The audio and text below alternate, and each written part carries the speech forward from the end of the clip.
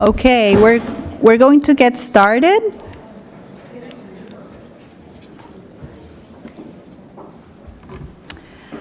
Well, hello everybody. Good morning. Welcome to CSIS. My name is ROMINA BANDURA. I'm a senior fellow here, and thank you for coming to this panel on youth entrepreneurship. We have a great panel today, and I want to start by thanking the International Youth Foundation, Creative Associates, FHI 360, and the Alliance for International Youth Development for supporting us today. Before I begin the panel, I just want to run through 5 slides on demographic trends in the world, just to set the background for the panel. Oops, a little. So, the world population, these are statistics from United Nations Department of Economic and Social Affairs. The world population without Africa is growing about 1% a year. Africa is growing about 3%. So it's the only region that is going to double its population by 2050. If we look at the top 10 countries by population, many people are surprised by the numbers, but by 2050, Nigeria is going to overtake the United States in terms of population, and it's a well-known fact that India will become the most populous country. And out of the top 10, we have 3 African countries in that league. A lot of people tell me, well, Romina, the issue is not the youth bulge, it's aging of population. It's true, most regions have, these are numbers, levels, quantity of people above the age of 65. It's growing in all the regions, even as a percentage. Sorry, I have to go quickly, but the world, as these are figures for 2015, 2050, and 2100, the world, as a proportion of population, is becoming more elderly in all regions.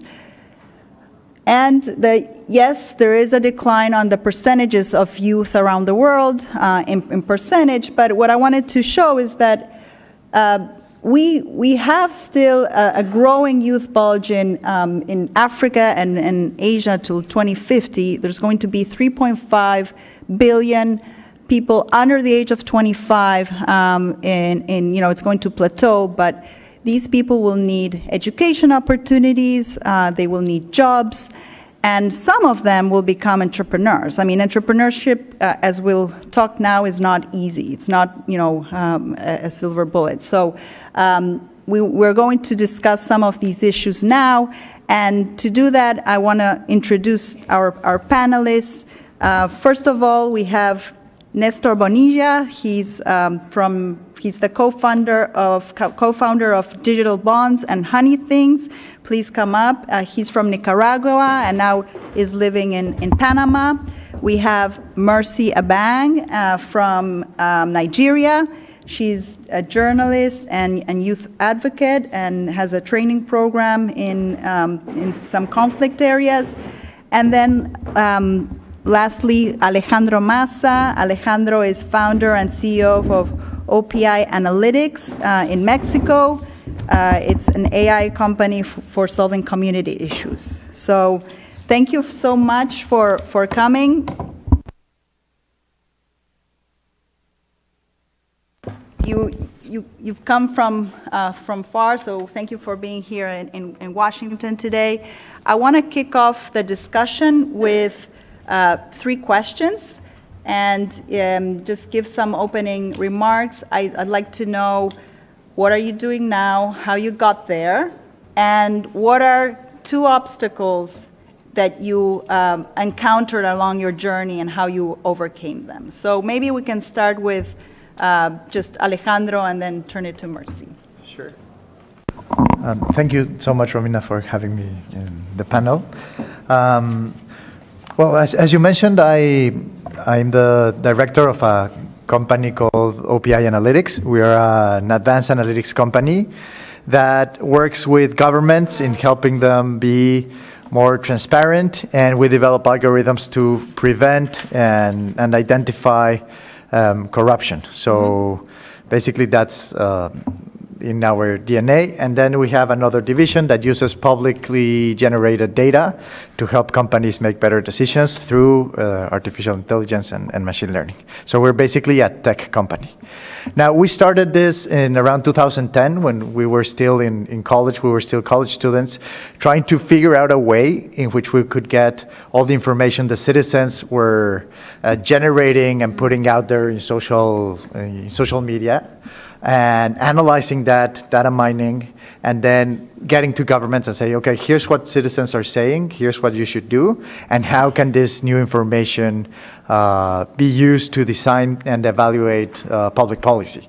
So that's how it started. It really was an idea after class between like some friends, and we decided, okay, let's go for it. No one's doing it. And some months later, we were working in Ciudad Juarez, hand in hand with the government in really analyzing hundreds and thousands of proposals to see what could be made to fight violence there. So it really started growing really fast, and we knew we had like an opportunity there to keep developing that technology. It kept evolving. We started as an NGO, then we switched and said, okay, our real value here is not going like to the field, but developing the right tools, because governments might say they want to do openness and listen to citizens, but once they get to doing it, they don't have the tools, and no one's building tools for government because it's not a really attractive market to develop and innovate, especially the Mexican governments. And that also, well, we faced some obstacles while doing that when you're like a young company trying to innovate and to bring new stuff to the table, and you're working with governments, it's really hard to move as fast as you'd like. And especially for us, we faced a major obstacle regarding corruption. So once we started developing products and once we proved these products worked, you have to go through the process of selling them to government. And there's the way things work is basically at the end of the process, you might get someone who says, okay, you won the bid, no, here's your contract, but I need a kickback or I need this money. And then you're facing the choice of, okay, I've invested 9 months in this bid. It's going to help me sustain my company and keep like 20 or 15 people out of the streets. I really need this money, but I'm fighting against this. No, I built this company to make government more transparent and to make better policy decisions. So it's these very hard questions that you have to say, well, no. And then the company is really at risk, because this is what you face every single time you try to sell to governments. So we tackled these obstacles in several ways. One of them was to start diversifying to also sell the algorithms to the private sector, which gave us more leverage in deciding which public bidding contracts we would participate in, and not to be like at the mercy of a single corrupt official who asked for a kickback. So can you specify like your algorithms? What do they do? Like what Sure. do they track? And because it's a little like the Yes. stratosphere for me. But Yes, sorry. So there's a lot of different algorithms, but basically we program algorithms that detect patterns that are related to a particular outcome, and then identify through those patterns in future occurrences when that outcome has a high probability of occurring. So for example, we're analyzing like every single public bidding process that's going on in the Mexican federal government. And we analyzed 4 years, like millions and millions of public bidding processes, and identified some anomalies. For example, if there's a process that it's open at 11 p.m. and say, okay, it's open to everyone, but you just have 10 minutes to send your proposals, there's something fishy there. No, I'm not saying there's corruption, but that's an anomaly. So instead of doing that like 3 years later through an audit, we have these algorithms that run on real time all over these processes and say, okay, there's something that might be risky here, take a look at it. So in that particular case, we're moving to like investigating and fighting corruption after it happened to identifying while it might happen and preventing it from happening. And that's the type of algorithms we make. Thank you for that.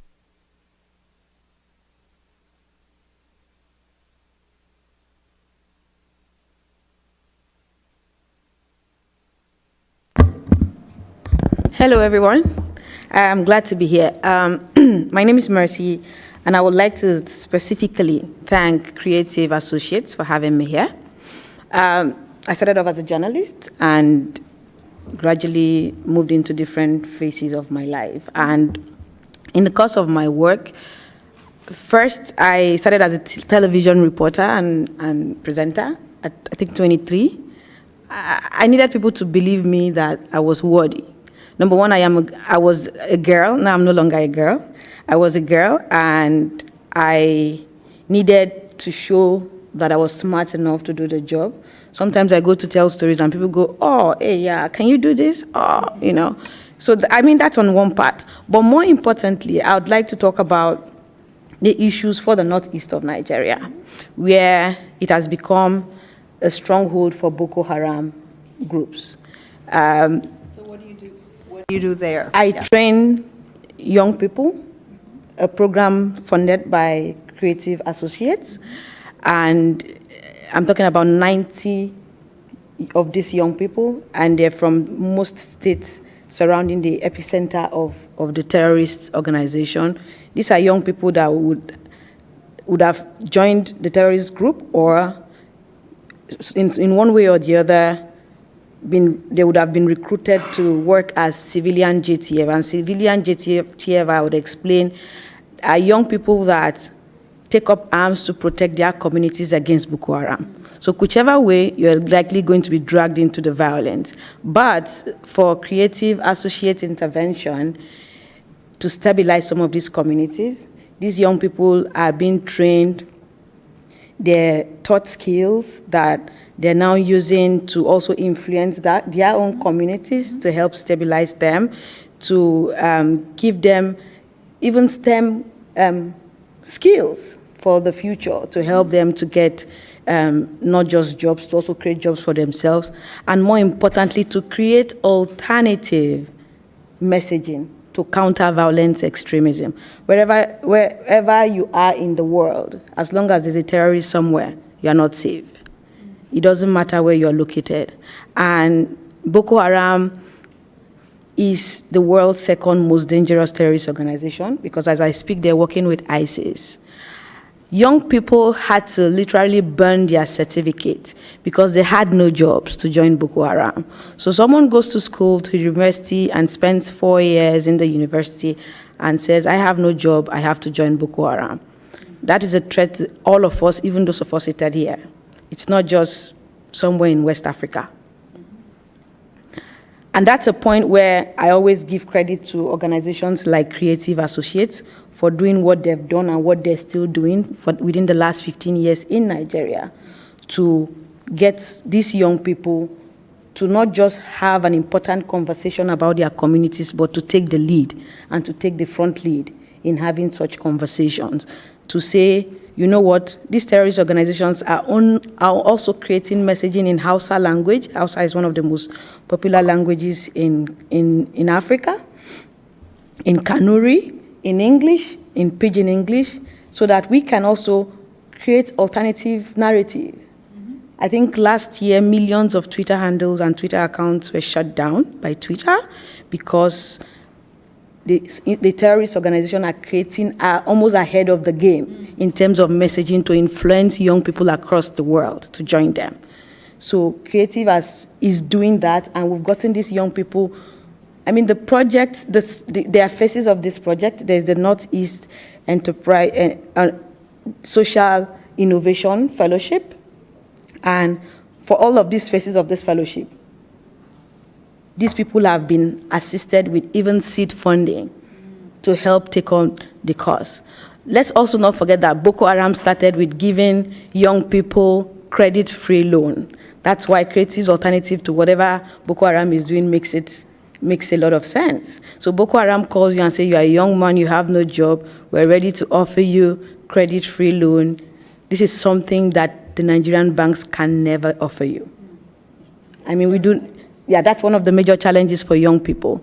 There's no capital, there's no one that gives you capital to do anything. When you walk up to any bank in the country and ask them, I want an equivalent of, let's even say $200, you're going to probably give out the head of your father, the head of your mother, the head of your entire family to even access such funds, which is almost not there.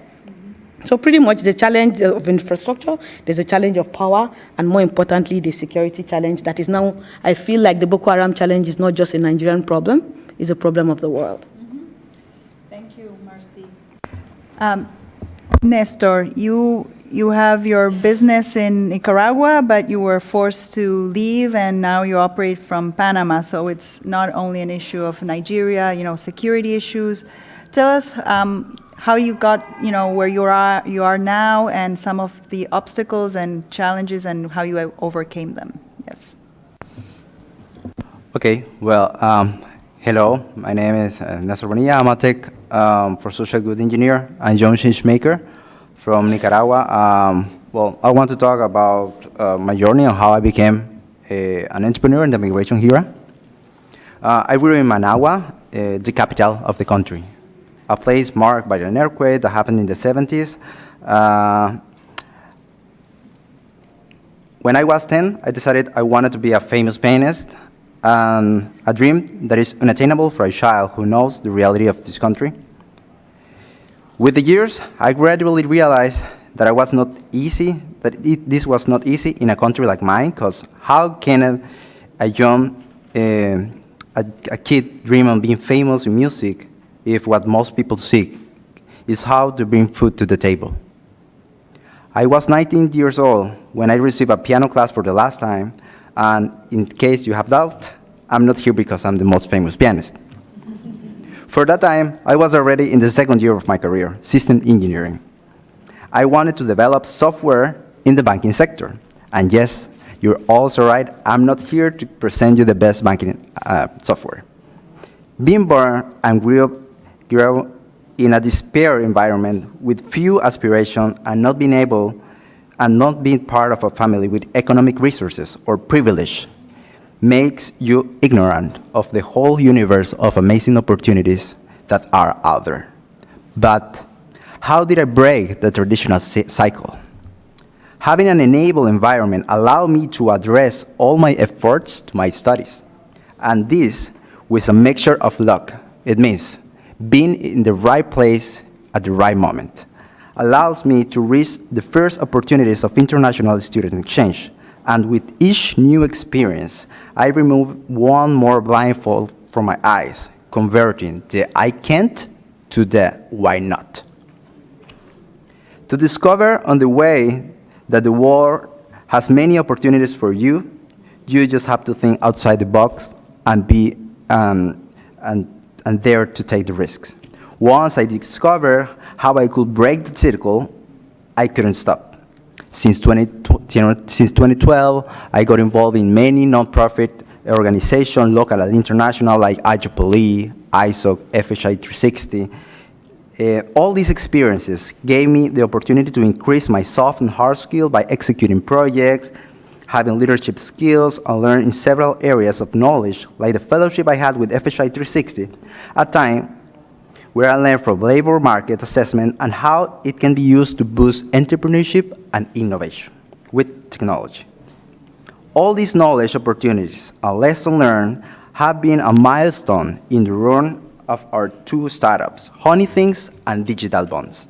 So far, everything is fine, right? I struggle to get there. I have two recent startups, funded companies with disruptive ideas and with scalable potential, what will happen? Nestor, can you explain what Honey thinks and your other company, what do you do there? Yes.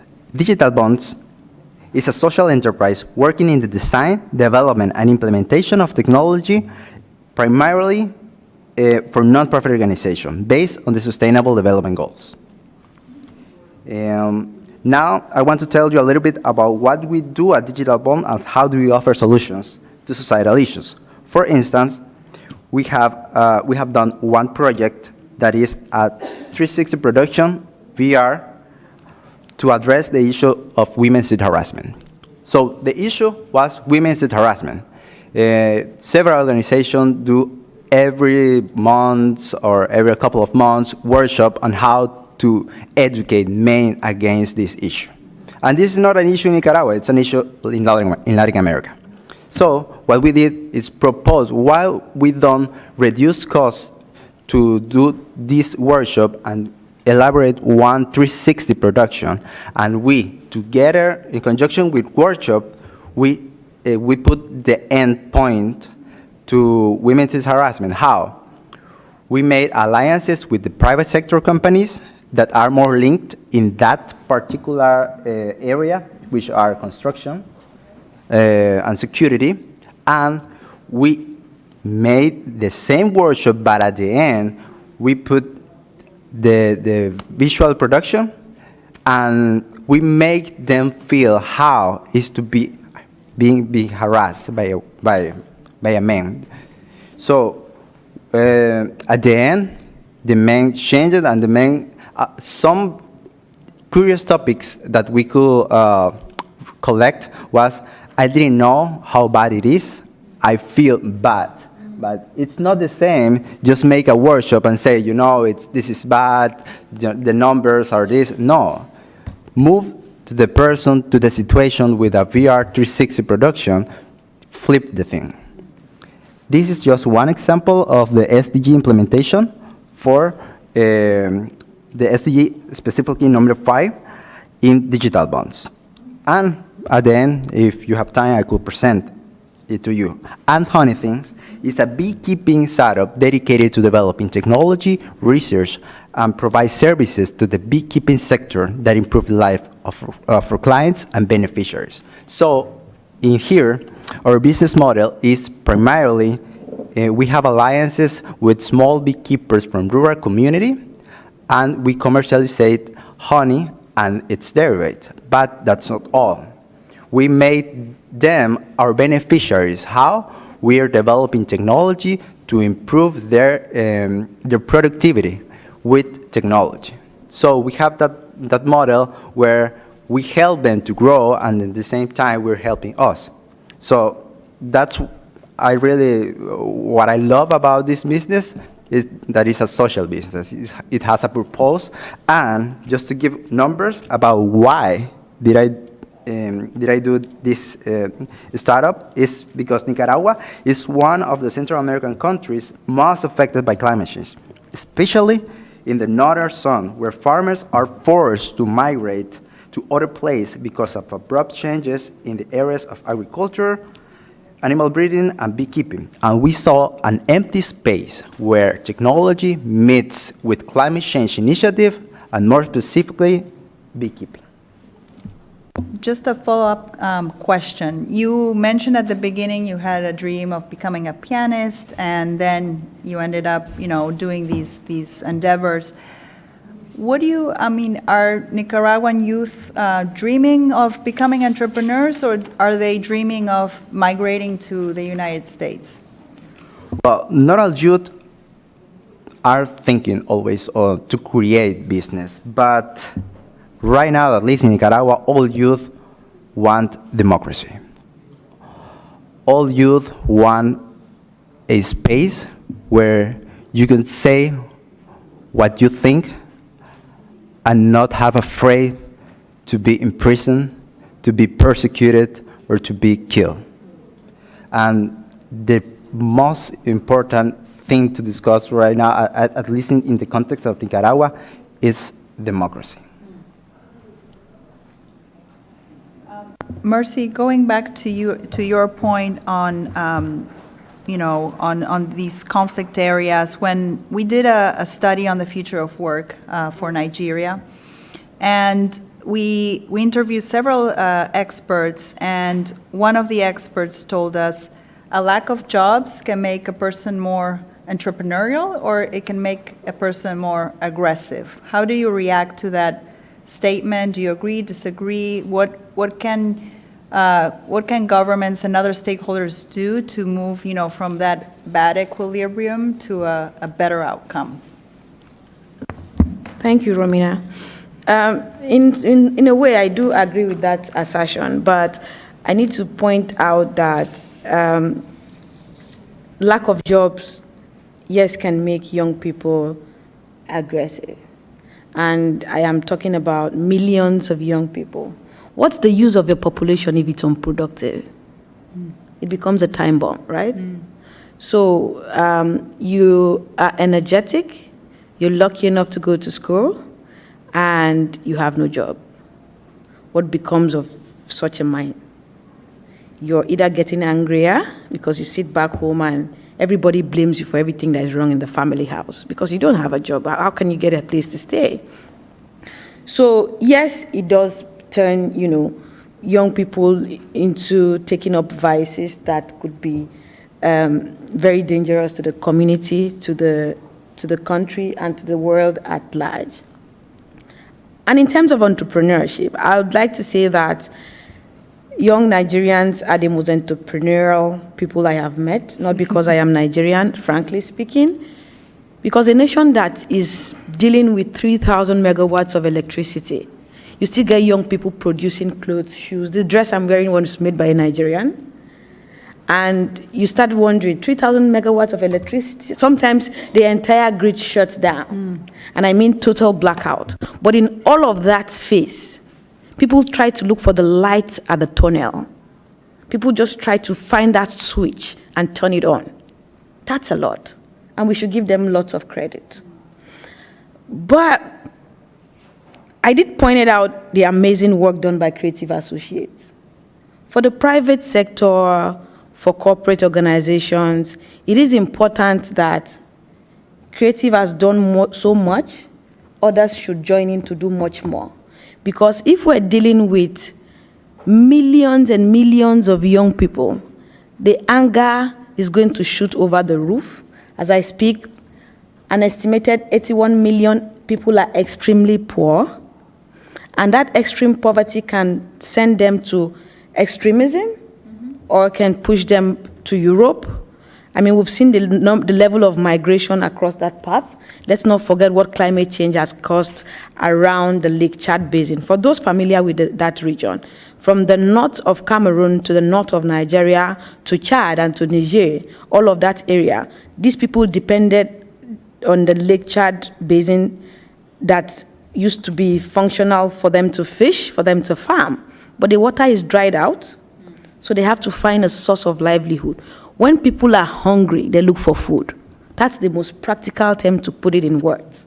So we have to get them to be productive citizens within their community, like Creative has done, to ensure that these people don't just get skills, but they get skills to also become catalysts for change within their community. I don't think everybody wants to migrate if they have the means to stay. Follow-on question. So what do you see as Nigeria's biggest challenges and opportunities for youth? Nigeria's biggest challenge is electricity. It's insecurity. It's seed funding. I think it's also infrastructure. It's not in no particular order. I just gave you an example of young Nigerians that are doing amazing in terms of entrepreneurship, even in a situation that is completely, totally blacked out. I feel there are days where I wake up and I feel really, really underproductive because I am trying to get access to 24-hour electricity. And I want to call myself a semi-lucky mini middle class, and at that level, that means that I probably have access to generator that I run. But there are days I really get frustrated too, because when the entire grid is shut down, even the office that promised to run its gen would also shut down at some point because the gen gets tired, So if we can get even electricity right, or we can even get technological innovation in terms of infrastructures on ground to give more people access to technology, it will open up the space for innovation. People can do much more things. And understanding that we need to introduce these young people to STEM courses for the future. Most of the courses that we're studying in our universities these days will no longer be attractive in the next 10 to 5 years, because the reality is different from what it used to be. So we need to let them understand and give them the access to these things. And Nigeria, for those who do not understand Nigeria so well in the room, Nigeria is a country where there's the south of Nigeria and there's a north of Nigeria. And for emphasis, this conversation is more concentrated in the north of Nigeria, because that is where the crisis is of a much greater proportion. We have 10.5 million out of school children. UNICEF said that number has gone up. And of that number, we have girls. And girls constitute a higher proportion of that. When you do not empower women, we are stalling our growth for development. So rather than have a population that becomes a dynamo for economic growth, we're having a population that is just a time bomb. Mercy touched upon two topics, education and skills, and then the other one is, starting a business. I want to turn to you, Alejandro, to get your thoughts about, you started your business, you were able to grow it. But one thing is to just start a business, and many businesses fail in the first 5 years. What do you think are the ingredients to put your business to scale? Right, thank you. Well, I think that was by far the hardest part. Like you can start and you can close your business on the same day, no? The hard thing is keep going and going and going and facing the challenges. At least for me, that's been, and it continues to be, the hardest part. So how do you keep going? I think for me and in my view, there were two critical components for us to grow and become a sustainable company that can deliver value. One was access to mentorship programs and networks of mentors and knowledge that you need to keep going. One of them that definitely changed my life and the course of the company was participating at an IYF program in 2013. But it doesn't have to be, a structured program. It's just once you start, especially as a young entrepreneur, you have no idea what you're doing. And as you keep growing, that's still true, because if you grow, you are in new situations, and again, you have no idea what you're doing. So getting access to the knowledge that you need to go through that stage is critical, and it doesn't have to be a major educational reform. It's just building the right channels to get that information out.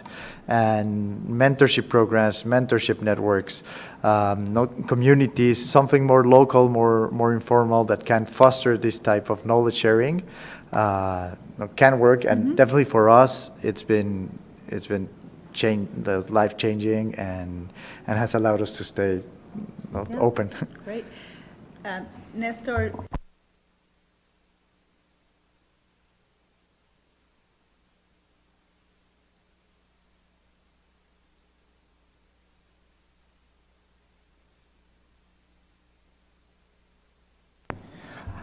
I agree with what Alejandro said, and I just would like to add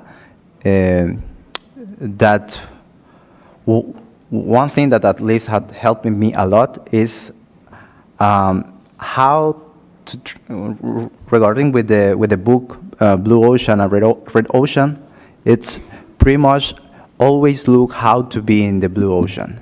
If you look always how to do traditional things, for instance, let's say I do audiovisual production in one of the things that I do. So if I do typical and traditional audiovisual production, I'm in the Red Sea where there are 1,000 of companies that do that. So what I have done and what have worked for me, it's go to the blue ocean. And how? Well, in my case with digital bonds is, okay, how can it be special? How can it be unique?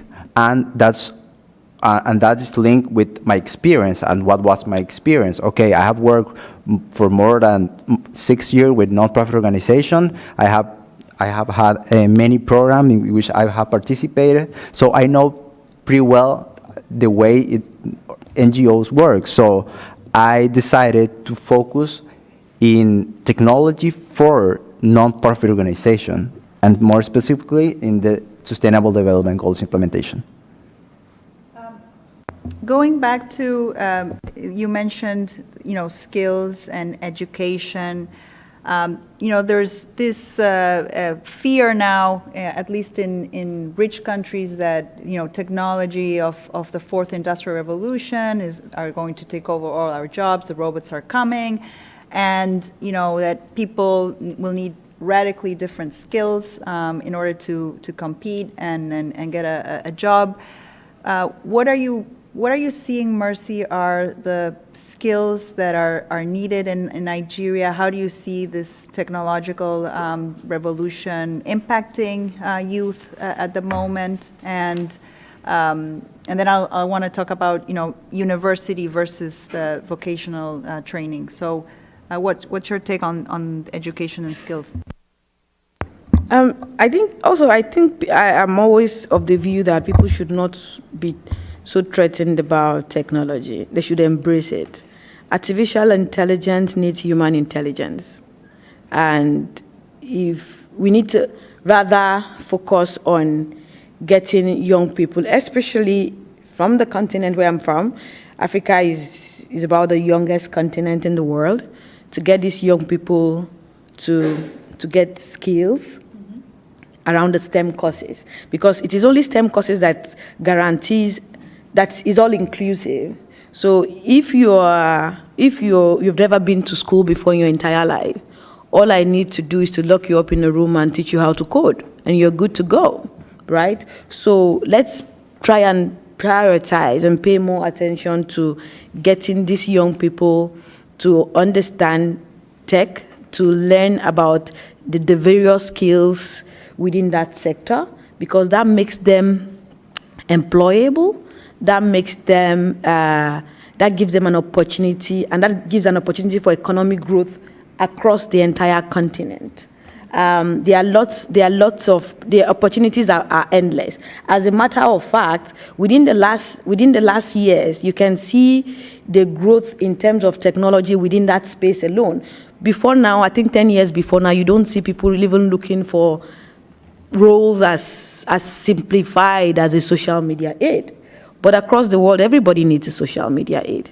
I think, Romina, you also might just need a social media aid. So people are now employing young people, not just to curate content, to also understand how to be witty enough to manage some of these conversations. So we need to train people to know that there are some traditional courses that you would need to be able to fit into the future of work.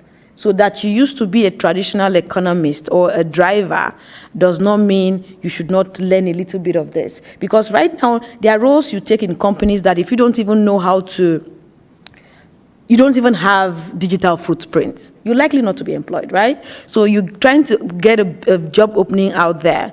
80% of the time, someone is Googling you up. Right? So if I have to Google you up, then you need to do something to get digital footprints to be able to be employable for the future. So I think we should embrace tech and not dismiss tech. We should embrace it to get involved and make it more ethical to question the conversations around why technology should be. We should understand the ethics and the governance of it. So if I'm going to be applying electric cars, if the likes of Volkswagen, Porsche, they are trying to ensure that we all drive electric cars, who is governing that sector? Who is telling those cars not to knock me off the road? Who is telling the robot that is walking towards me not to slap my face? So we need to embrace it so we can also understand the ethics and the governance of tech rather than dismissing tech. Okay. Alejandro, what are your views? Should we all be studying STEM topics, or is there room for other type of topics? I think we discussed this in our private conversation. No, I think there's a lot of room in other types of topics, but we should be thinking about methods of learning that are way more agile, because we don't know which topics are going to be relevant in 4 or 5 years. And an example as an employer, we recruit and train very specific profiles. It's data scientists and machine learning engineers and artificial intelligence experts. So we're trying to get recent graduates straight out of college or of a master's program right now, 2019, and today they don't have the skills, right? Because the program was designed 8, 9, 10 years ago. And that's the thing, that's the way it's gonna be, because even if they design the program now, in 4 years or 5 years or 2 years, the technologies will be different. So that's the bad part.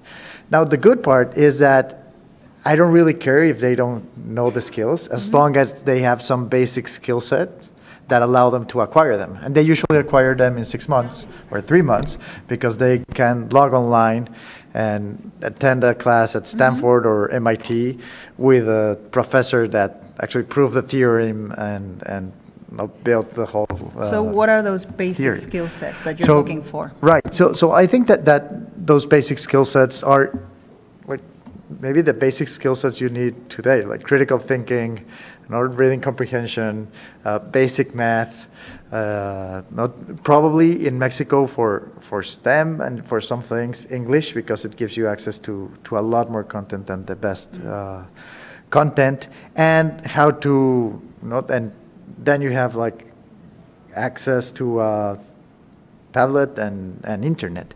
And I think with those you can pretty much learn and develop everything. I think that's a great question. What are those basic skill sets? And we need to think of those as some things that won't change as much as the other skills that we need, and that will give agility to every young person to learn the new skills they need to learn on a yearly basis, and not take 4 years to do it. Nestor, I'm going to ask you that same question. What do you see, the skills that are needed? Is STEM the way to go? How do you see the technology impacting, the type of skills that you're required in your job? Okay, in my view, even though I study system engineering, coding, and all that, and technology, I really believe that the most important skills are soft skills, because at least comparing in Nicaragua, I mean, you can find on YouTube, on Coursera, in a lot of platforms how to create the next Facebook, how to create the next Uber, and you can do it just for free. But if you don't have the soft skills that allows you to believe in yourself, to say, hey, why cannot I can do that too.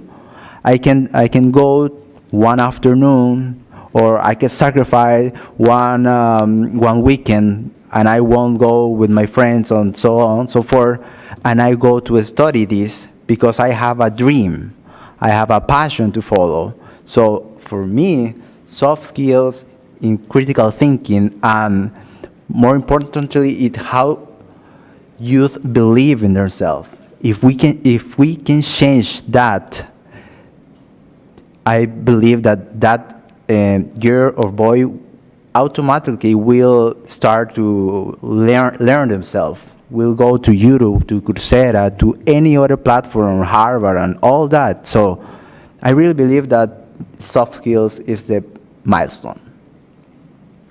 So the employees you hire are, and this is for Nestor and Alejandro mainly, are they all they all have university degrees, or do you hire people that have done like a technical and vocational training path? And yeah. In my case, for me, it doesn't matter. If the person can execute the job and can show me that he can do a great job, it doesn't matter if he or she has a title or no.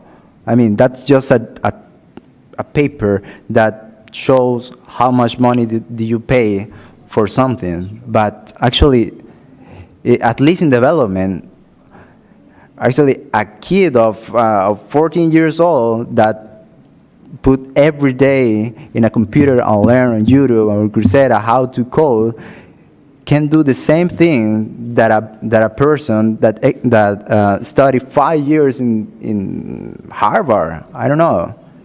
Yeah, actually yes, and that's why it doesn't matter for me the title, but show me what you do. That's it. No, for us, like up till now has been mostly like college and master's graduate, but we like the selection process that accounts for very little. It's mostly the tests and they have to go through and the way we evaluate like critical thinking and learning. Mm-hmm. Okay. I know we're just close to 12 o'clock, and I wanted to give the public some, time to answer some questions for you. But I wanted to ask you, Mercy, about, you touched upon the issues of girls' education in Nigeria, and what do you see are some, key obstacles for women in business and young women in entrepreneurship in Nigeria? And then I'll turn to Alejandro and Nestor on the same question. The key obstacles for women would be access to seed fundings. And ironically, women have proven to have a great turnover when you lend them money.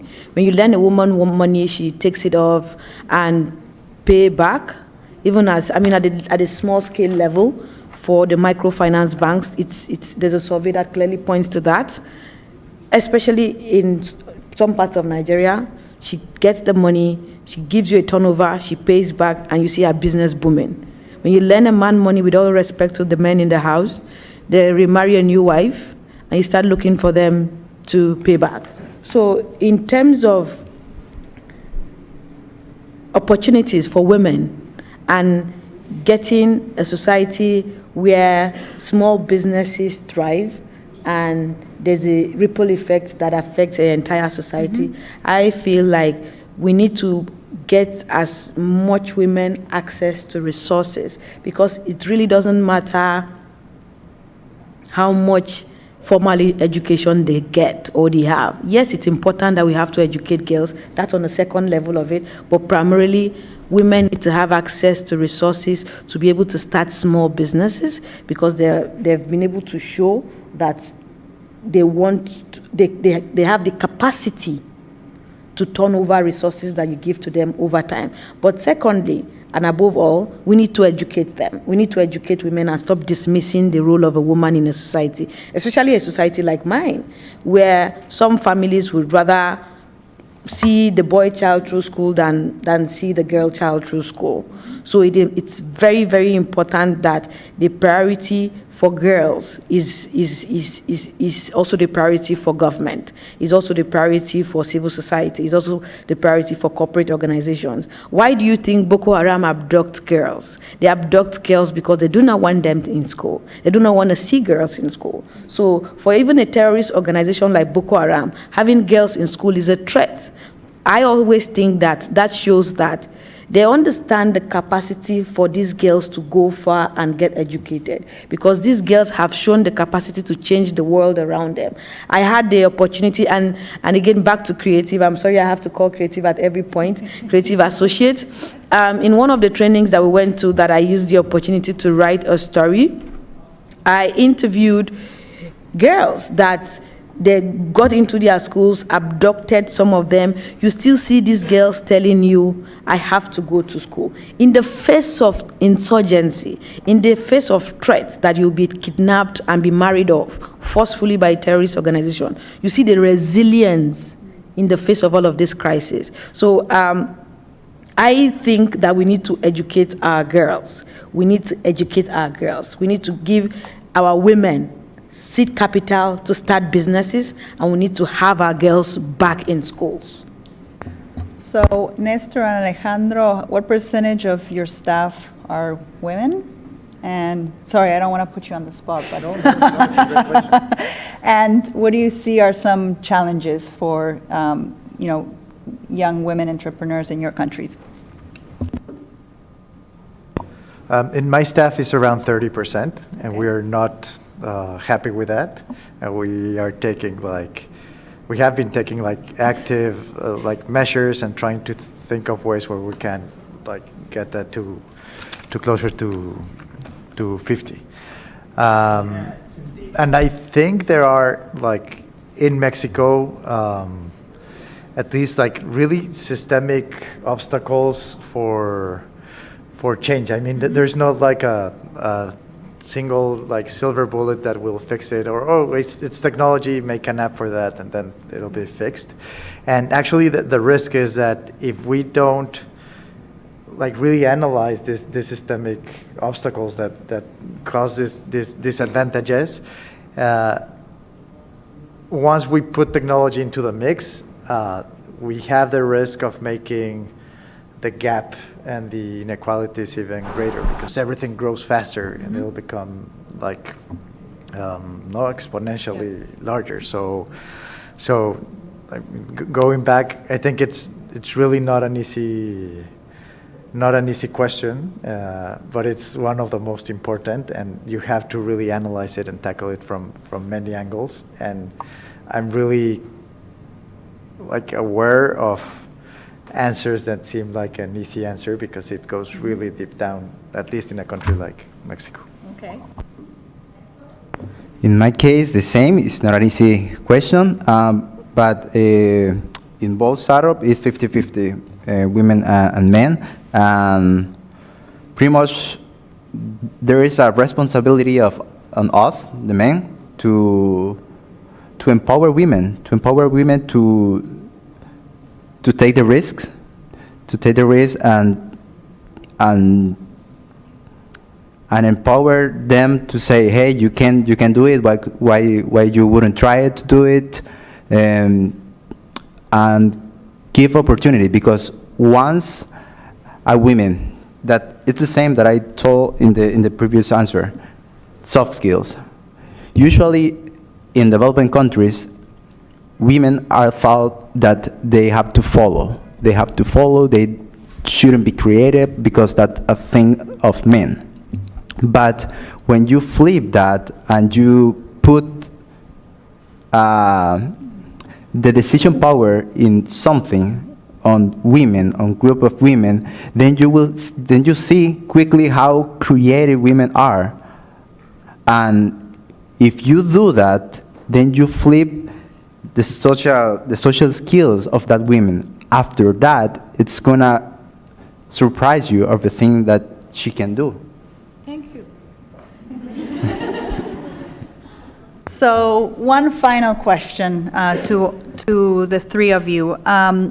If the presidents of your countries are watching this, and tomorrow they call you and they say you've been appointed as special advisor on youth entrepreneurship in Nicaragua, in Nigeria, and in Mexico, what is one thing you would tackle on early on?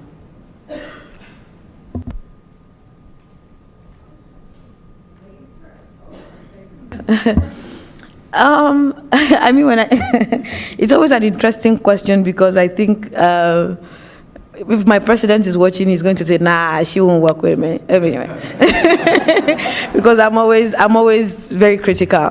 But on a rather serious note, I think we should prioritize. I would. Okay, now it's in first place, not pushing the blame to anyone. I would put more attention to innovative solutions and ensure that we have hubs, tech hubs, where I just put in young people there and say, you know what, sit down here, you're either learning a STEM course or you're going through a program or you're thinking. Just so we have an incubation across the entire country where we give people, young people, opportunity to think solutions to the country, towards job creation. And we have seen the opportunities that abound with technology. One of the major critical issues and problems we have is that if a country like Nigeria, where we lack even industries, I always give reference to my mobile phone case, right? We have millions of mobile phones that aren't produced in Nigeria, that are imported into the country. That's on one side where we do not have these jobs there. Then you have this case. As simple as this case, we don't produce it in my country. So just imagine that we have 10 million production of this phone case in Nigeria. That shows that more households are economically empowered. That shows that more young people have jobs, right? So for me, the priority should be, if we can't even get industries working, which I hope we should get them working and on time, let's even start exporting the best brains in tech. You know what I mean? Like, the General Electric had a survey that said they needed 14,000 engineers, and they could not get 14,000 engineers in Nigeria. That's disturbing. The Chinese come to Nigeria, set up companies to start building even airports across the country, railway, and they're moving the people from China to Nigeria. And I keep wondering, where is the problem? There's a major problem. When you have to even move your labor force from the diaspora to a country where we have millions of underproductive, jobless people, there's a crisis somewhere that needs fixing. So we need to we need to declare unemployment a national emergency, and the direction should be to take advantage of these young people that are zealous, that are resilient, and ready to take up on opportunities. So that way, when we sit back here in the US and a company says, you know what, we need young people to be able to fill this vacancy, Nigeria should be the highest exporter of best brains in the world. So I'd rather focus on getting young people into more tech opportunities and STEM courses. Okay, Nestor? Okay, if I will receive a call from the president of Nicaragua, what I would say is give opportunity to youth. He already have done what he have done. He have made his mistakes very extremely bad, but I would say, hey, please give us the opportunity to youth. We have the capacity. We already demonstrated that we have the courage to lead a country, and that please move away and give the opportunity to the new generation to make a better Nicaragua. That's what I will say. And I'd say state of law. I know it's too wide, but I think it's the main obstacle here. If you ask for a permit, you get a permit. You don't need to bribe the guy who's giving you the permit. If you win a bid, you get the contract. You don't need to give the kickback. If I paid my taxes as a young entrepreneur, then the big company I'm competing against should pay their taxes. So, everything's down there. It's just they need to enforce it, and I think that would level the playing field, because right now, the ones who can benefit the most of the ones who benefit the less from there not being a strong like state of law in Mexico are the young entrepreneurs, are the little guys who need to like swim against the current and then like learn to fight and pay the costs of a system that doesn't really work and that is corrupt. Well, thank you to the three of you. Now we have some time for Q&A from the audience. So there are microphones on the back, and if anybody wants to pose a question to the panelists. Yes, the lady in the back and the lady right here. Hi, Merci, you mentioned that there's a lot of girls that are risking their lives. Can you state your name and where your Sure. affiliation? My name's Sophia Scott. I'm a project manager for DAI. And my question is in regards to safety and high crime areas. So you mentioned that there are a lot of girls that are risking their lives for education, but unfortunately that isn't the case with a lot of communities. So in high crime areas where there are few economic opportunities, like in El Salvador, and like alternative opportunities to gangs, how do we support youth that may have lost hope and help them focus on building their hard and soft skills when their focus and maybe their family's focus is more on ensuring their safety?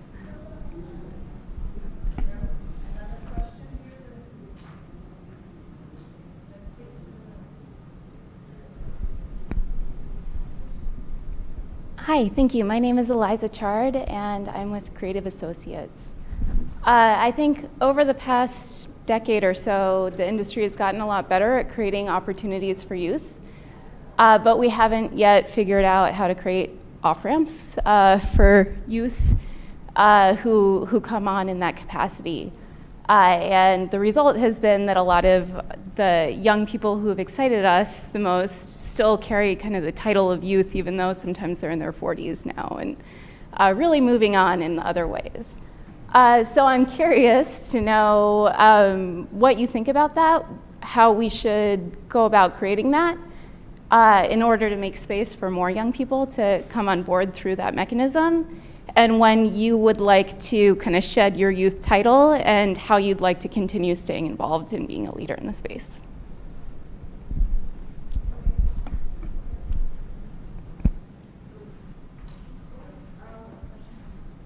Yeah, hi, DEA, right?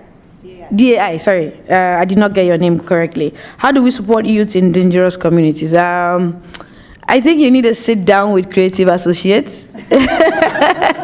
They've done amazing in that area, and they've been working in the most volatile areas in Nigeria. As a matter of fact, I mean, you know how you move from one point to another, then you hear the bomb blast from the other end.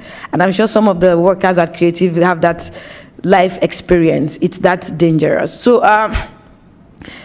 more importantly, they've succeeded in empowering 90 people in most of these communities, 90 young people, in getting them to focus their energy and priority towards working as catalysts for change, and also getting them the needed skills to run with, and providing seed fundings for them to start up, you know, different things that they want to do. And for me, I am more excited about the ability for them to create counter messaging that seems to counter whatever terrorist organizations are putting out there.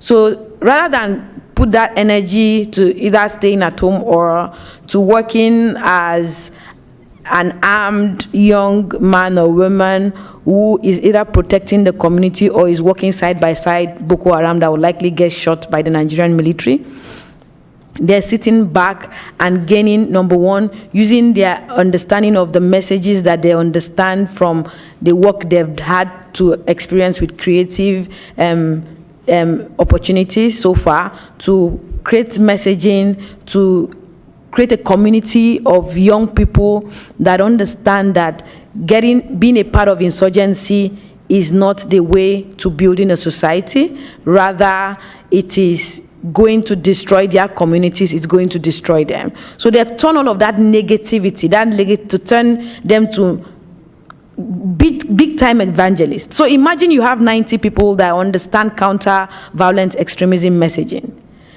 teaching even if it is just five people from their own circle, and I'm sure the number is much more than that.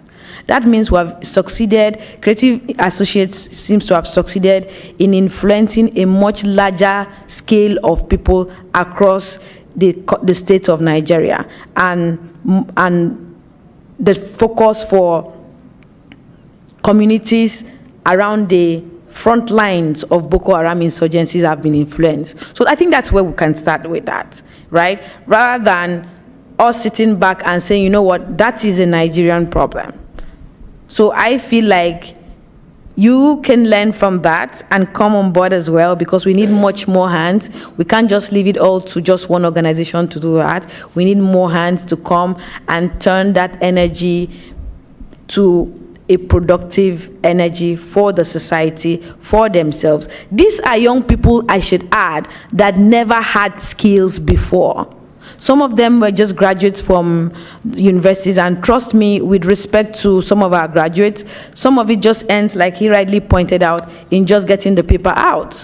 But you've gotten an opportunity to learn how to create content, how to post content, how to engage, you know, how to become an entrepreneur. I think that's a positive thing to learn. And it has become a very good example. And there's no other way to put it. You just need to get a sit down with, I think the office is here in DC, so it's even closer to you. Yeah. And the second question was how to attract the newer generation, and what they would be doing when they graduate from the youth. Yeah. How to create off-ramps for young people who join our programs through youth, and join youth programs so that young people can kind of get older and shed their youth title. So not always be referred to as a youth entrepreneur, but just an entrepreneur eventually. But also continue being involved with the network and continue showing leadership and making space. So kind of that dynamic, and how do we kind of hold people out of that phase part of the journey? Okay. Yes. Well, I think in part it's on. I'm not familiar with your program, so I can't be very specific. But I've had a chance to see some programs and participate in some programs, and I think the programs need to be designed into developing an entrepreneur with all the qualifications of an entrepreneur, to compete with other entrepreneurs no matter the age. Just that entrepreneur happens to be young, so the program is tailored to the skills he needs, you know, at that stage in her life. So in that sense, I think there are many, or I've seen in Mexico some programs that like try to foster like young entrepreneurship, but in the end they just lower the bar, and so these entrepreneurs won't have the actual skills to go out into the world and compete and make it, because they always were like incubated and protected, and they're like bubble entrepreneurs, to say it. So I think in the design of these programs, like the benchmark should be here, and just the design of the skills and the program should be made different regarding like age or your target population. So those are my thoughts. Comment on that, or no? Okay. So, okay. One last question, because we're running out of time. Yes, the lady here. Yes. My name is Edith, and I'm with the Voice of America. We actually worked with Creative Associates on a number of programs in Nigeria, and we did a great documentary on Boko Haram. So I wanted to ask Mercy, we did journalism training, entrepreneurship journalism training in Kaduna, in Borneo, in other locations. So how do you see the role of local media, and how we as an international broadcaster can help them build entrepreneurship in the civil society and empower women in the country? Thank you.